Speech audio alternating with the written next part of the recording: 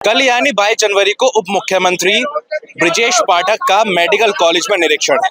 LLRM medical college में इस वक्त मैं खड़ा हुआ हूं और उसके ठीक एक दिन पहले जो मेडिकल कॉलेज के सफाई कर्मचारी हैं और जो नर्सिंग स्टाफ है वो हड़ताल पर आ गए हैं। तमाम मेरे पीछे आप जो ये भीड़ देख रहे हैं ये इस मेडिकल कॉलेज के सफाई कर्मचारी भी हैं और नर्सिंग स्टाफ भी हैं जो उप मुख्यमंत्री ब्रिजेश पाठक के निरीक्षण से एक दिन पहले हड़ताल पर यहाँ पे आ गए हैं। सुबह से अब ये दोपहर का समय आ चला है और अभी तक ये हड़ताल पर है। कहना यह है कि पिछले कई महीनों से वेतन नहीं मिला और इसी चीज को लेकर आज यहाँ पर ये हड़ताल इन्होंने शुरू कर दिया। मैं सबसे पहले बातचीत करना चाहूंगा, क्या नाम आप? मेरा नाम सर समुद्र गुप्ता है। मैं कंपनी का महामंत्री अध्यक्ष। कौन सी कंपनी में? जी, विश्वा कंपनी इंटरप्राइज। जी।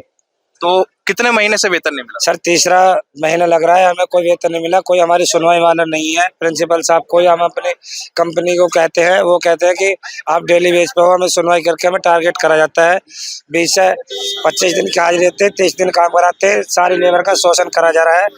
हमें अनपढ़ जाहिल कमार कहकर हमारे साथ अव्यवहित करा जाता है। कौन कहता है ये हमारे कंपनी के मालिक, हमारे प्रिंसिपल साहब गुप्ता जी। कौन है कंपनी के मालिक, क्या नाम? आरसी गुप्ता उनका नाम है। कंपनी के मालिक विश्वा कंपनी का मालिक है, क्या नाम है?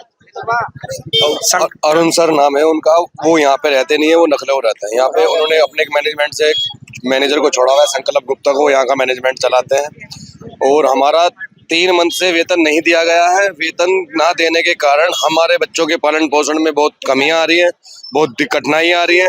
हम लोगों को लेके बिजली और राशन पानी तक भी, बिजली तो हमारी सरकार द्वारा खुद ही काट दी जा रही है और जब हम बिल नहीं जमा कर पा रहे हैं तो, और मकान मालिक किराएदारों के कमरे खाली करवा रहे हैं। कुछ लोग, कुछ महिलाएं हमारी ऐसी भी है जिनके सर पे अपने पतियों का भी साथ नहीं है और वो यहाँ से अपने बच्चों का पालन पोषण करती हैं। उन लोगों को बहुत ज्यादा कठिनाई आ रही है। हमारे घर जो किराए पे रह रहे हैं उनके मकान भी खाली होने की नौबत आ रही है। मकान मालिक भी उन्हें रखने के लिए, इसलिए हम यहाँ पे बैठे कि तब तक हमारा वेतन नहीं आएगा तब तक हम लोग यहाँ से नहीं उठेंगे। ठीक है, कुछ महिलाएं भी यहाँ पे है, मैं बातचीत करना चाहूंगा। आप थोड़ा सा पीछे हो जाइए, आप आइए। क्या नाम है? ललिता। आप कौन सी कंपनी में है? विश्वा एंटरप्राइज। तो सफाई कर्मचारी यूनियन। जी, सफाई कर्मचारी। कितने समय से नहीं मिला वेतन? 3 महीने से, तीसरा महीना चल रहा है। तीसरा महीना। वेतन कितना होगा? 2 महीने को मिलता कितना? 9,600। 9,600 3 महीने से नहीं मिला। क्या कंपनी के जो मालिक हैं यहाँ पे, जो सुपरवाइजर है, मैनेजमेंट देखते हैं, उनसे बातचीत हुई आपको? हमारी कोई बात नहीं, ये आपस में ही बात करते हैं और फिर उसके बाद हमें आश्वासन मिल जाता है, उसके द्वारा हम काम पे चले जाए। हर बार आश्वासन मिल रहा है और कुछ तनख्वाहगत कोई मैटर ही नहीं है। अच्छा, ये बताइए, कल यहाँ पे उप मुख्यमंत्री आ रहे हैं ब्रिजेश पाठक जी, उनका निरीक्षण है, तो आपकी हड़ताल जारी रहेगी कल? जी, जारी रहेगी जब तक सैलरी ना आएगी। आपके बीच में अभी कोई अधिकारी पहुंचे हैं आपसे बातचीत करने के लिए? प्रिंसिपल सर आए थे। क्या बोले हैं? यही कह रहे हैं कि काम कर लो, सैलरी आ जाएगी। अच्छा, मैंने एक बात देखी है कि इससे पहले भी कई बार ऐसा हुआ है कि आप हड़ताल पर बैठते हैं, वेतन नहीं मिलता, तो क्या वजह होती है? और कितने ऐसे, क्या हर बार का यही होता है कि रोक रोक के वेतन देते हैं ये 4-5? हाँ जी, यही होता है हमारे साथ तो। हर बार यही बोलते हैं जब कि हड़ताल टेंडर पास नहीं हो रहा, टेंडर पास नहीं हो रहा। इन लोगों का 2 महीने के बाद ही टेंडर पास नहीं होता। हर बार यही बोलते हैं कि टेंडर पास नहीं हो रहा। हर 2 महीने सैलरी सही देंगे, तीसरा महीना फिर वही कर देंगे। ऐसा ही होता है हमारे साथ तो। जब तक हड़ताल ना करते हमारी सैलरी का कोई सुनवाई नहीं होती। सैलरी है, बताओ इनमें बच्चे पल रहे हैं क्या? 9,000 रुपए हम ही न दे के दिखाइए, बच्चे पाल लेंगे अपने 9,000 रुपए में, और वो भी टाइम से नहीं मिल रहे हैं। तो कर्मचारी क्या करेंगे? अगर हड़ताल नहीं करेंगे तो क्या करेंगे? मजबूरी में होगा, हड़ताल ही करेंगे ना फिर तो। हमारे बच्चे बिल्कुल भूखे कगार पे आ गए हैं। घर वाले घर से निकालने को तैयार है। बढ़ाने की तो बहुत दूर की बात है, पहले तो जो हमारा है वही नहीं दे रहे हैं ये। हमारा टाइम से चाहिए हमें।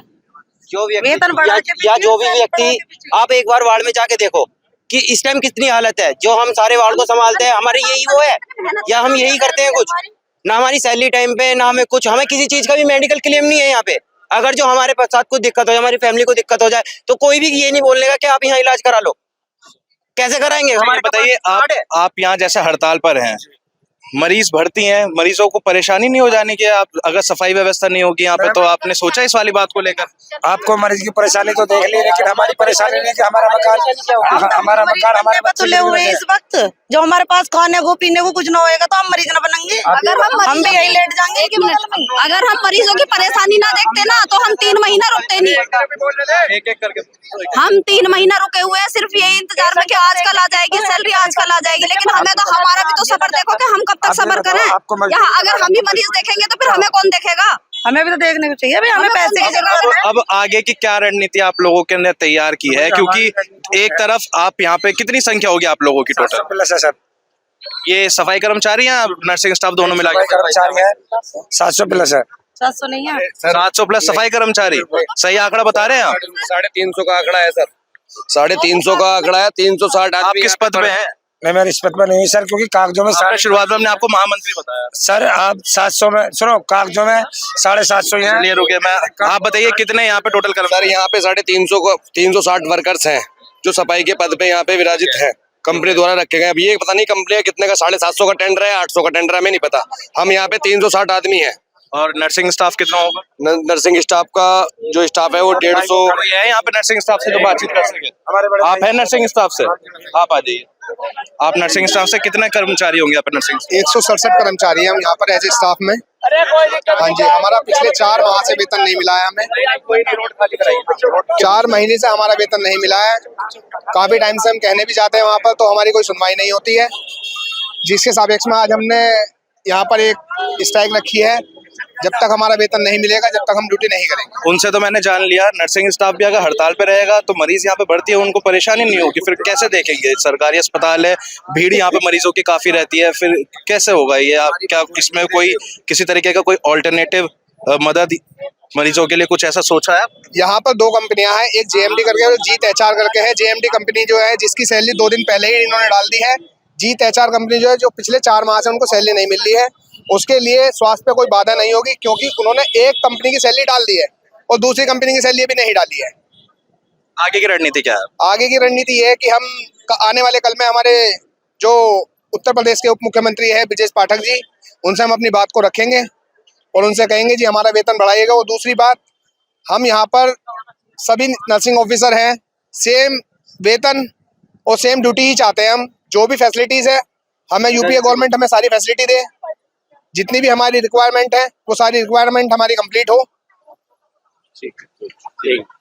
तो देखिए, LLRM मेडिकल कॉलेज है, पश्चिमी उत्तर प्रदेश का सबसे बड़ा स्वास्थ्य संस्थान ये माना जाता है। और आज सुबह से ही यहाँ पे जो सफाई कर्मचारी हैं और जो नर्सिंग स्टाफ है वो हड़ताल पर आ चुका है। वेतन नहीं मिला है पिछले 3 महीने से, और अब जो ये मांग है वो मांग कल जब उप मुख्यमंत्री ब्रिजेश पाठक यहाँ पे निरीक्षण करने आएंगे उनके सामने रखी जाएगी। तब तक के लिए जो ये यहाँ पे कर्मचारी हैं वो फिलहाल अभी हड़ताल पर है। अधिकारियों का इनको मनाने का दौर लगातार चल रहा है, लेकिन जो मांग है वो अभी बरकरार है और हड़ताल भी अभी बरकरार है। प्रत्युष शर्मा अपने सहयोगी कादिर खान के साथ, मेरठ, अमर उजाला। आपके राज्य की खबरें, आपके शहर की खबरें सबसे पहले जानने के लिए देखते रहें अमर उजाला। चैनल को सब्सक्राइब जरूर कर लें और पाएं हर अपडेट।